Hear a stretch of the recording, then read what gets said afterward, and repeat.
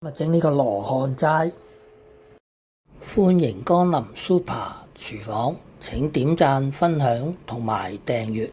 喺街市買個素菜包返嚟，預先浸軟，呢啲就係浸軟咗嘅齋菜啦。有冬菇1隻、腐竹、金針菜、雲耳、粉絲、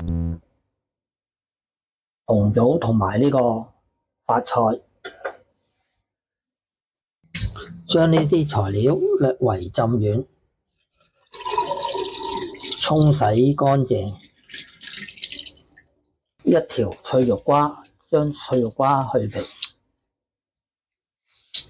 將脆肉瓜切開一嚿嚿，略為沖洗乾淨後盛起備用。影片睇到呢度，麻煩你點讚、分享同埋訂閱，有你哋嘅支持就係我拍片嘅動力。凍水放入雲耳子滾之後放入枝竹、冬菇、金針菜，將佢略為飛一飛水，主要作用係去減佢哋嘅灰塵。再放入豆腐卜。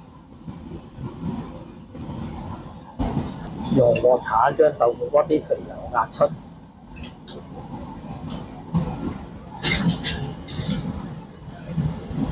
跟住就分返起啲豆腐卜，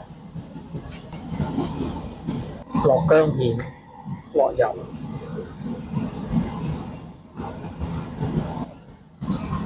將薑片爆香，入雲耳、金針菜、腐竹、豆卜，用鑊鏟將佢兜勻，加入少少水，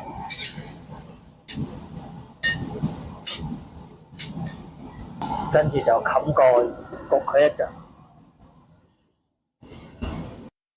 話咁快已經過咗15分鐘啦，咁我哋就打開個蓋，用鑊鏟將佢兜勻。再放入脆肉瓜，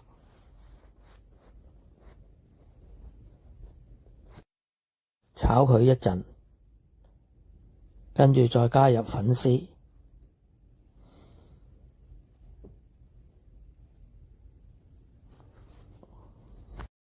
落大約2湯匙嘅素蠔油，用鑊鏟將佢兜勻。再放入紅棗，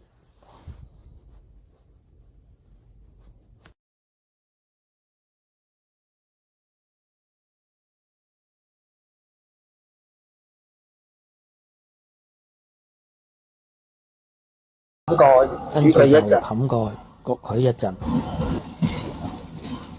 又煮咗一陣啦。話咁快已經過咗一陣啦。咁樣我哋就打開個蓋，用鑊鏟將佢兜勻，啲粉絲啲都出晒啲汁啦。咁樣我哋就可以將佢拔起啦。一碟好好味嘅賀年齋菜，咁樣就完成咗啦。